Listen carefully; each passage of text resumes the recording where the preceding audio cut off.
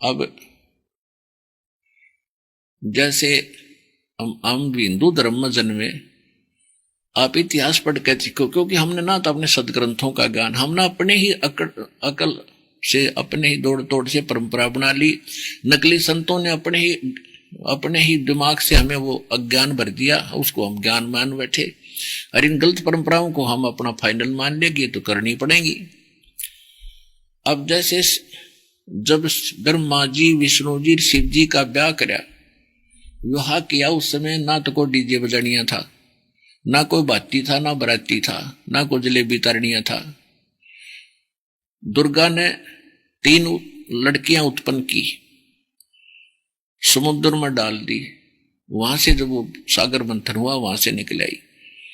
जो पहले निकली थी बड़ा ब्रह्मा जी था, ब्रह्मा जी से कह दिया बेटा इसका नाम सावित्री है और तेरे इसका विवाह कर दिया, जा बेटा अपना घर बसाओ। दूसरे नंबर की लक्ष्मी जी थी, लक्ष्मी का विष्णु से विवाह कर दिया, जा बेटा ये तेरी पत्नी, तू इसका पति, घर बसाओ। तीसरे का विवाह कर दिया पार्वती से, शंकर जी का, अब जाओ बेटा या तेरी पत्नी, तू इसका पति, हो गया ब्याह। तो हम गीत तक गाते हैं उन भगवानों के और सांग जोड़ते हैं अपना न्यारा। तो इस प्रकार वो भी तो ब्याह हुए थे जिससे सारा संसार बन गया। तो इसी प्रकार हम एक ऐसी परंपरा बनाने जा रहे हैं, बच्चों का ब्याह करो, एक ना पैसा नहीं लाना, ना देना ना लेना, और किस्मत पर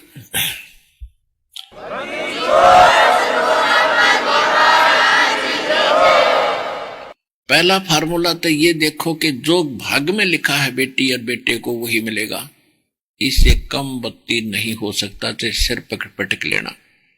हाँ, और फिर हमें मिल गए ऐसे भगवान अब कि जो ना हमारे भाग्य में होगा, जो हमें आवश्यक होगी चीज, वो जरूर देगा यू, और जो हमारे भाग्य में बुरा होगा कर्म उसने काटेगा।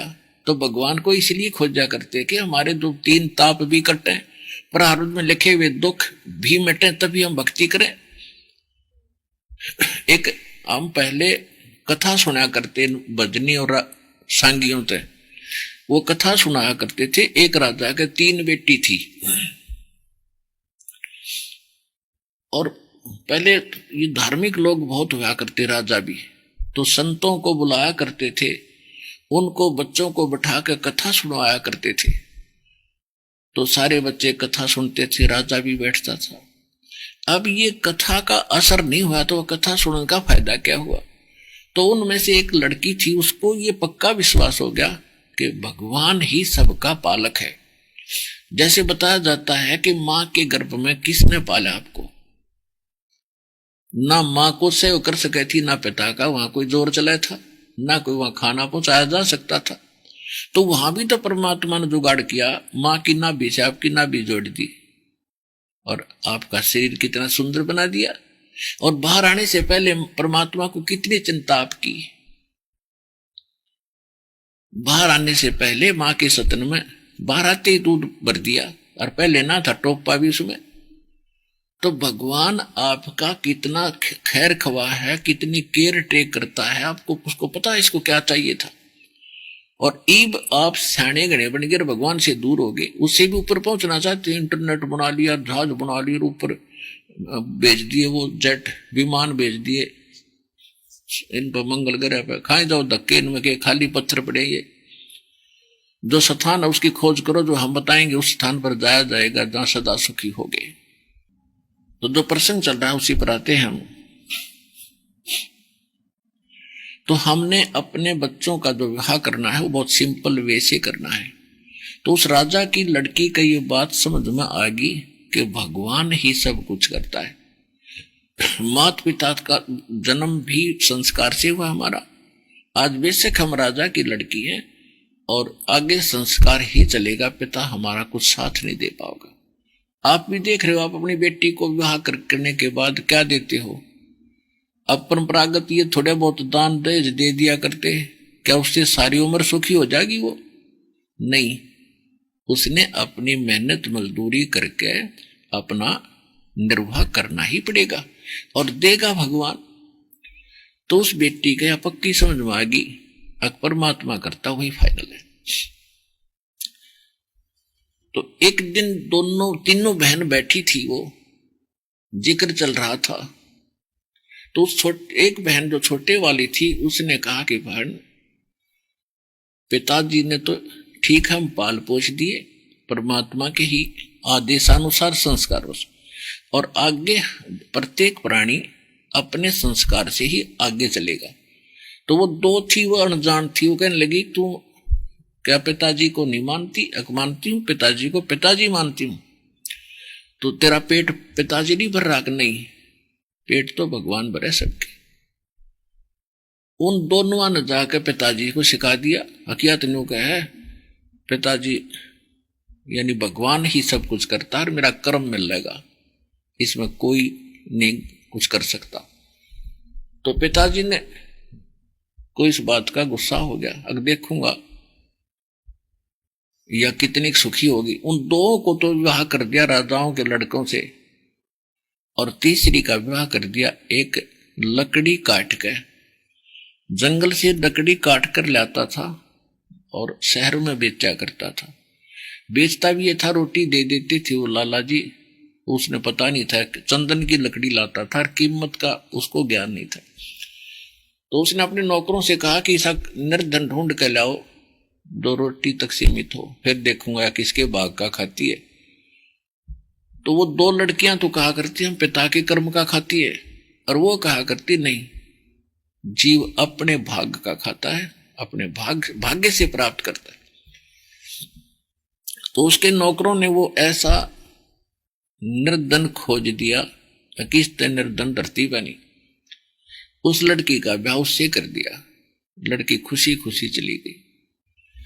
अब फिर उसके साथ वो राजा की लड़की थी, उसने चंदन की लकड़ियों का ज्ञान था, वो लकड़ी काट कर लाता था, और वो पूछा करती थी ये कितनी कीमत की देकर आते हो आप?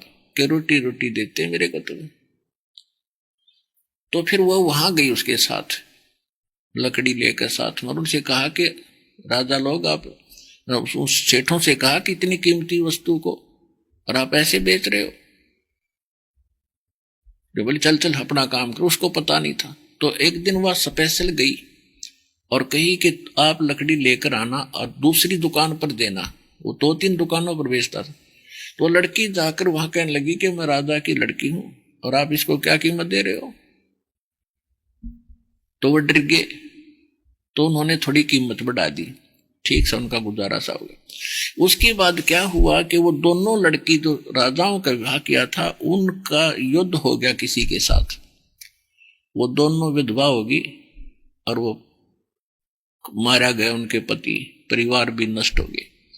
उधर से क्या हुआ कि वो जो लड़का था वो कितर राजा का लड़का था, पहले उनका राज्य किसी कारण से किसी ने ग्रहण कर लिया था, फिर मालिक की मेहर हुई, वो मर गया, वो राजा जिसने उनका राज्य प्राप्त किया था। और उसकी मां जो उस लड़के को लेकर निकल गई थी, उसके गले में पर्ची बनाकर बांध रखी थी। तो कुदरती उस लड़की ने वो खोल कर उसमें लिखा हुआ लेख पढ़ लिया। उस लेख को लेकर, उस लड़के को लेकर उस राजा की मृत्यु के बाद महामंत्री के पास गई। महामंत्री ने देख लिया कि तो मेरे हाथ का लिखा हुआ था, और उसको तो राजा बना दिया वो लड़का था जो कंगाल था, और वो दोनों बेघर होगी। तो पुण्यात्माओं, ये भले ही कथाएं हों पर ये 100 की 100 सच समझ लेना। जब तक हम परमात्मा की शरण में नहीं आते हैं तब तक तो अपनी किस्मत ही मिलती है। और अब हमको मिल गए अपने भगवान भी। मासा घटे न तिल बधे, विद ना लिखे जो लेख, और सच्चा सतगुरु मेट कर ऊपर मार दे मेख।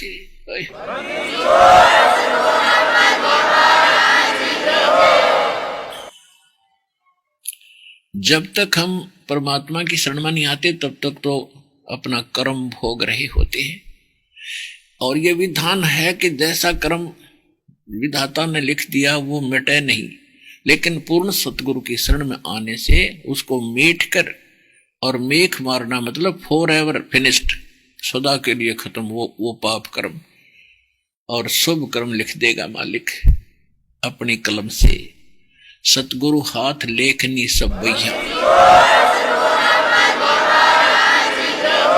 राम नाम कड़वा लगे ये मीठे लगे दाम, दुविधा में दोनों गए भाई माया मिली ना राम। ये मुरदास के पूज्य गुरुदेव जी अधिकतर पंजाब में रहते थे।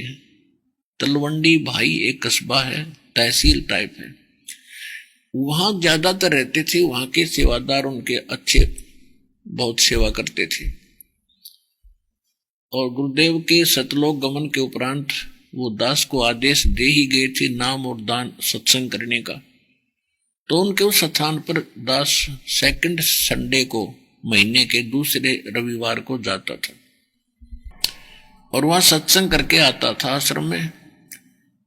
तो वहां तलवंडी भाई में कोई भक्तों के रिलेटिव आए हुए थे किसी कारण से, और उनको फिर वो शनिवार को शाम को जाने लगे। उनसे प्रार्थना की कि आप सत्संग सुनना, कल महाराज सत्संग सुनाएंगे महाराज जी, और सत्संग सुनकर फिर जाना। तो वो कहने लगे नहीं जाना पड़ेगा और बहुत जरूरी काम है। उसने सारा काम बताया कि ऐसी ऐसी एक पार्टी आवेगी, उससे हमारा एग्रीमेंट होना है, कोई कांटेक्ट करना है, मुझे उसमें 5 लाख का बेनिफिट होगा। रविवार को आएंगे, वो 4 बजे का समय है, 2-3-4 बजे का समय बताया उन्होंने। तो उन्होंने जो सत्संगी भगत थे उन्होंने कहा कि आप सत्संग सुनो और फिर सुबह निकल जाइए। 9 से 11 सत्संग होता है सुबह, और 12 बजे यहां से चलोगे तो 4 बजे पहुंच जाओगे, और 10 मिनट लेट हो जाएंगे कई बात। तो कहने लगा मैंने सत्संग बहुत सुन रखे, ऐसी बात नहीं है। तो वो भगत कहने लगे आपने सत्संग नहीं सुने हैं, आप एक बार सत्संग सुन के देखो। कहने का भाव है कि वो मानने नहीं, और उसने तो 5 लाख दिखाई दे थे, भगवान थोड़ा दिखा था उसमें। वो चले गए, चल पड़े 4 बजे से। चंडीगढ़ जाना था उन्होंने, चंडीगढ़ से थोड़ी सी दूर रह गए थे। एक ट्रक खड़ा था बजरी का भरा हुआ, और उसके पिछले पहिए निकाल रखे थे, कोई डिफेक्ट हो गया, और जैक लगा रखे थे। मारुति कार थी, पूरा परिवार 4 सदस्य, 2 बेटा 2 बेटी, 1 बेटा 1 बेटी, स्वयं दोनों, और पूरी स्पीड तो जा रहे थे। 5 लाख दिखे थे, या गाड़ी उड़ कर चल पड़े तो और बढ़िया। वह मारुति कार वो स्पीड से उस ट्रक के नीचे घुस गए, वो जैक हट गया, वो लोडी ट्रक ऊपर पड़ गया। मर तो पहले लिए होंगे, टक्कर लगते 5 चारों के चारों, और वह मारुति माए वहीं पिस गए। अब चाट ले उन 5 लाख के बेनिफिट ने।